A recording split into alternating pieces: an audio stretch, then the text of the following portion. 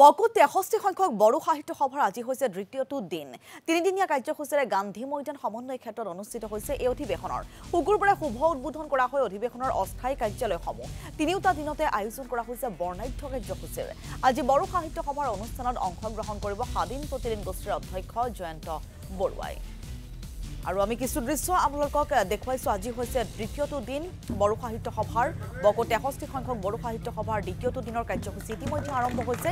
যিহেতু তিনিদিনীয়া কাৰ্যসূচীৰে গান্ধী মৈদান সমন্বয় ক্ষেত্ৰত অনুষ্ঠিত হৈছে অধিৱেশনৰ আৰু অধিৱেশনৰ আজি হৈছে দ্বিতীয়টো দিন।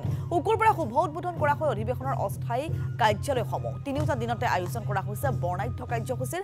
আজি দ্বিতীয়টো দিনতো বহু বাৰেৰহণীয়া বহু বৰ্ণাঢ্য কাৰ্যসূচীৰে জীপাল হ'ব এই অধিৱেশন। আৰু শুকুৰবাৰে শুভ উদ্বোধন কৰা অধিৱেশনৰ আজি দ্বিতীয়টো দিনৰ কাৰ্যসূচী ইতিমধ্যে আৰম্ভ হৈছে। আৰু সাহিত্য সভাৰ অনুষ্ঠানত আজি অংশগ্ৰহণ কৰিব স্বাধীন প্ৰতিদিন গোষ্ঠীৰ অধ্যক্ষ জয়ন্ত বৰুৱাই। আমি পোনপটীয়াভাৱে গৈছোঁ আমাৰ সাংবাদিক গোবিন্দ দলে অধিৱেশনস্থলীত উপস্থিত আছে। গোবিন্দ, যিহেতু বড়ো সাহিত্য সভাৰ যি অধিৱেশন সেই অধিৱেশনৰ আজি হৈছে দ্বিতীয়টো দিন আৰু ইতিমধ্যে কাৰ্যসূচী আৰম্ভ হৈছে, গতিকে আজিৰ দিনটোৰ কি কাৰ্যসূচী আছে? হয় হিমাক্ষী, আজি যি বড়ো জনগোষ্ঠীৰ অভিভাৱক সংগঠন বড়ো সাহিত্য সভাৰ আজি বকো গান্ধী মৈদান সমন্বয় ক্ষেত্ৰত দ্বিতীয় দিনাৰ কাৰ্যসূচী। ইতিমধ্যে দ্বিতীয় দিনাৰ কাৰ্যসূচী আৰম্ভ হৈছে। পতাকা উত্তোলন, শ্বহীদ তৰ্পণ ইত্যাদি কাৰ্যসূচী ইতিমধ্যে সমাপন হৈছে। কিছু সময় পিছতে স্মৃতিগ্ৰন্থ উন্মোচন কাৰ্যসূচী অনুষ্ঠিত হ'ব আৰু এই স্মৃতিগ্ৰন্থ উন্মোচন কৰিবলৈ এই স্থানত আহি উপস্থিত হ'ব ৰাজ্যৰ শিক্ষামন্ত্ৰী ডক্টৰ ৰণোজ পেগুকে ধৰি ৰাভা হাছং সাহিত্য সাহিত্য পৰিষদৰ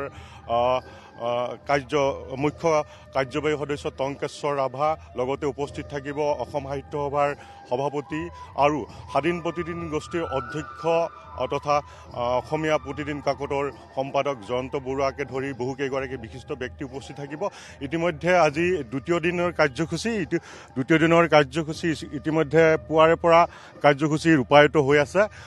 পুৱা পতাকা উত্তোলন কাৰ্যসূচী ৰূপায়ণ কৰা হৈছে। তাৰপিছতে শ্বহীদ তৰ্পণ কাৰ্যসূচী ৰূপায়িত হৈছে আৰু কিছু সময় পিছতে স্মৃতিগ্ৰন্থ আৰু অন্য গ্ৰন্থ উন্মোচন কাৰ্যসূচী ৰূপায়ণ কৰা হ'ব। আমাৰ মাজত উপস্থিত আছে অসম যি বড়ো সাহিত্য সভাৰ সাধাৰণ সম্পাদক নীলকান্ত গয়াদেৱ। তেখেতৰ পৰা আজিৰ কাৰ্যসূচী কেনেধৰণে চলিব, কি হ'ব জানিব বিচাৰিম। হয়, এইবাৰ আমাৰ বড়ো সাহিত্য সভাৰ 63 সংখ্যক যিটো বাৰ্ষিক অধিৱেশন আমাৰ এই বকো যিটো আমাৰ বুৰঞ্জী প্ৰসিদ্ধ অঞ্চল ইয়াতে অনুষ্ঠিত হৈ আছে যোৱাকালিৰ পৰা। আৰু আজি আমাৰ দ্বিতীয় দিনা আমাৰ বড়ো সাহিত্য সভাৰ পতাকা উত্তোলন হৈ গ'ল।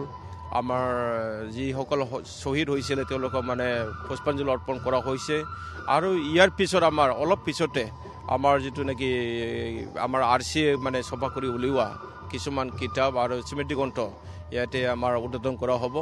আৰু এই উদ্বোধনী কাৰ্যসূচীত আমি সৌভাগ্যৱান বুলি ক'ব লাগিব যে আসাম চৰকাৰৰ সন্মানীয় মন্ত্ৰী ডক্টৰ ৰণোজ পেগু ডাঙৰীয়া তেওঁ আহিব। আমাৰ অসম সাহিত্য সভাৰ সন্মানীয় সভাপতি ছাৰ তেওঁ আমাৰ ইয়াত আহিব, সূৰ্যকান্ত হাজৰিকা ছাৰ। ইতিমধ্যে আমাৰ মাজত যোগাযোগ কৰা হৈছে। আমাৰ সন্মানীয় স্বাধীন প্ৰতিদিন গোষ্ঠীৰ আমাৰ সত্ৰাধিকাৰী জয়ন্ত বৰুৱা ছাৰ আহিব। তেখেতৰ লগত ইতিমধ্যে আমাৰ আলোচনা কৰা হৈছে।